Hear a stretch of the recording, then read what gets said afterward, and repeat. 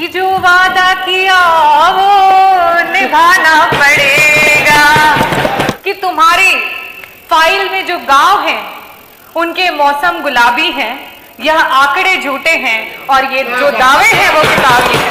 तो सर पे पैर रख करके भाग जाती है। खामोशी ना ओढ़ो, तुम जुबान खोलो, इस जालिम हुकूमत के खिलाफ बोलो। यहाँ मजलूम हर रोज सताए जा रहे हैं, घर कभी गिराए तो कभी जलाए जा रहे हैं। धन्यवाद जी के अभिभाषण के संशोधन में बोलने का अवसर दिया, इसके लिए मैं आपका हृदय से आभार व्यक्त करती हूँ। परंतु अध्यक्ष जी, इस सदन और इस सरकार से जनता यह भी नहीं कह सकती कि जो वादा किया वो निभाना पड़ेगा और जनता का पैसा चुकाना पड़ेगा। अध्यक्ष जी, पहले सत्र में मुख्यमंत्री जी आते हैं और कहते हैं कि हमारी विधायक निधि को उन्होंने बढ़ा दिया, और जब आज हमारा द्वितीय बजट सत्र चल रहा है वहां पे हमारे आदरणीय वित्त मंत्री जी कहते हैं कि वो तो सिर्फ और सिर्फ एक घोषणा थी, समय तो सुनिश्चित किया ही नहीं गया। तो आदरणीय अध्यक्ष महोदय, उसी प्रकार से ये जो अभिभाषण हुआ, ये जो बजट प्रस्तुत हुआ, इन्वेस्टर समिट मीट जो 2018 में हुआ और 2023 में हुआ, ये सब की सब घोषणाएं हैं और जनता ये जान रही है कि इसका समय अभी तक सुनिश्चित नहीं हो पाया है। और आप लोग क्यों घबराते हैं जब विपक्ष ये कहता है कि तुम्हारी फाइल में जो गांव हैं उनके मौसम गुलाबी हैं, यह आंकड़े झूठे हैं और ये जो दावे हैं वो किताबी हैं। और ये बड़ा ही सीरियस मैटर है, क्योंकि ये crisis of credibility of leadership है अध्यक्ष महोदय, और इसको संज्ञान में लेना चाहिए। अभिभाषण के दौरान और काफी सारे हमारे जो पक्ष के सदस्य हैं उन्होंने बहुत तारीफें की और कहा कि प्रदेश इस विभाग में 1 नंबर पे पहुंच चुका है, उस विभाग में 1 नंबर पे पहुंच चुका है। बिल्कुल सही कहा आप लोगों ने। मैं भी बारी बारी उत्तर प्रदेश का कौन सा विभाग किस नंबर पे पहुंच चुका है वो आपके सामने बताऊंगी, और प्लीज मेज थपथपाने से आप लोग मत रुकिएगा।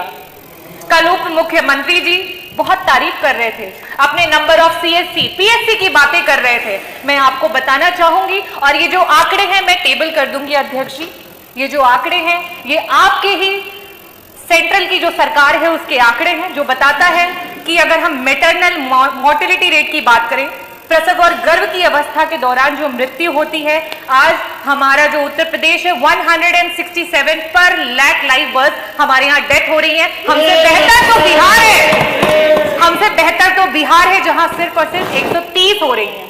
अगर हम बात करें नॉन कम्युनिकेबल डिजीजेस की, जिसमें मधुमेह और रक्तचाप जैसी गंभीर बीमारियां होती हैं, जिससे आए दिन हार्ट अटैक आते हैं और लोगों की मृत्यु हो जाती है, और बिल्कुल सही कहा आपने, उत्तर प्रदेश उसमें नंबर 1 पे है। अगर हम बात करें सीएससी और पीएससी की, तो नंबर ऑफ सीएससी पीएससी तो कम है ही है, लेकिन साथ ही साथ कम doctor, less than 50% of doctors में भी हम नंबर 1 है।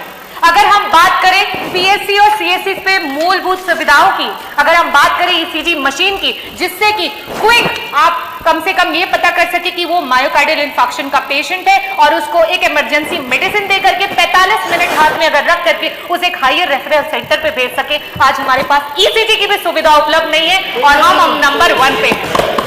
अगर हम एमआरआई मशीन की बात करें तो हमारे पास लाइब्रेरी में भी यहां तक ये इंफॉर्मेशन नहीं है कि किन किन जनपदों में और सरकार के द्वारा कहां कहां एमआरआई उपलब्ध है, और हम नंबर 1 पे हैं। सरकार बात करती है पिछड़े और दलित के हक के और सम्मान की, और जब जाति जनगणना की बात आती है तो सर पे पैर रख करके भाग जाती है।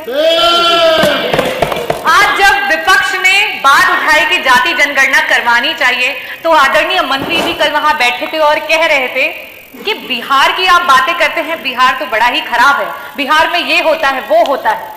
बिहार अगर खराब है और उसके बावजूद भी अगर दलित और पिछड़ों का सम्मान कर रहा है, तो आप क्यों धर्म की राजनीति कर रहे हैं? आप क्यों नहीं सम्मान कर रहे हैं दलितों और पिछड़ों का? आप सिर्फ चुनावी दौरान में आपके कार्यकर्ता जो हैं वो जाते हैं ग्राम सभाओं में और दलित बस्तियों में, और मैं बताती हूँ क्या बातें होती हैं। पूछते हैं क्या भाई कौन जात हो, तो कहता है दलित हूं साहिब। कहते हैं अरे नहीं नहीं किसमें आते हो, तो बेचारा का मारा कहता है, आते हैं साहिब, आपकी गाली में आते हैं, गंदी नाली में आते हैं और अलग की हुई थाली में आते हैं साहिब। तो कहता है, हम तो सोचे तुम हिंदू में आते हो। बोले आते हैं ना साहिब, लेकिन सिर्फ और सिर्फ आपके चुनाव में। और आप हक की बात करते हैं। आपके एनसीआरबी के आंकड़े बता रहे हैं कि आपके प्रदेश में सबसे ज्यादा एससी और एसटी कम्युनिटी पे जो है वो क्राइम्स हुए।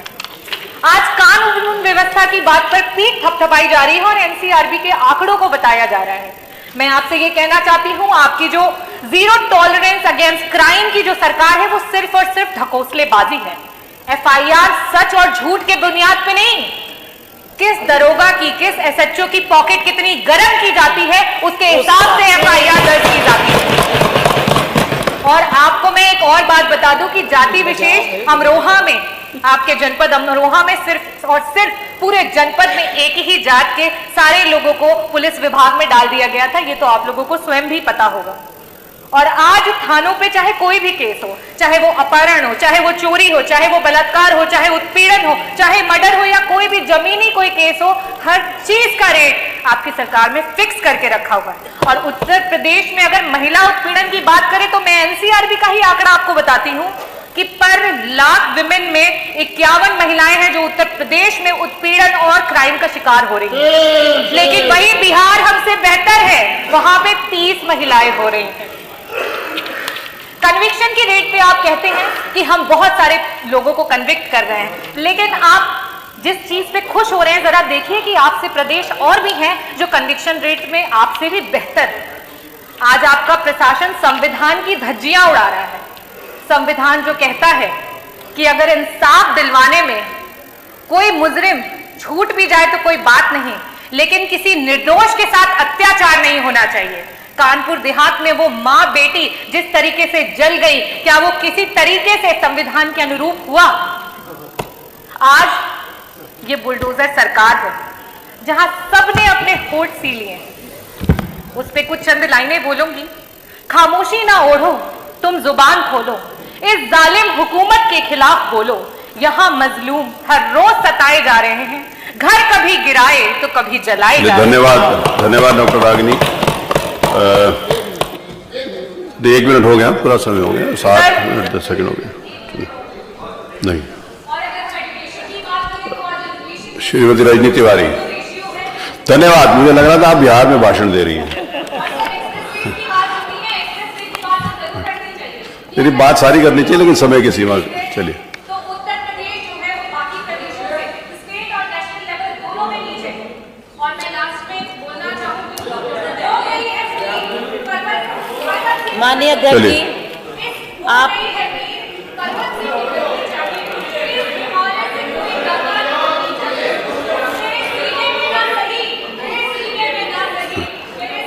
रजनी तिवारी, आग तो लेकिन जलनी चाहिए। माननीय अध्यक्ष जी, आपने मुझे महामहिम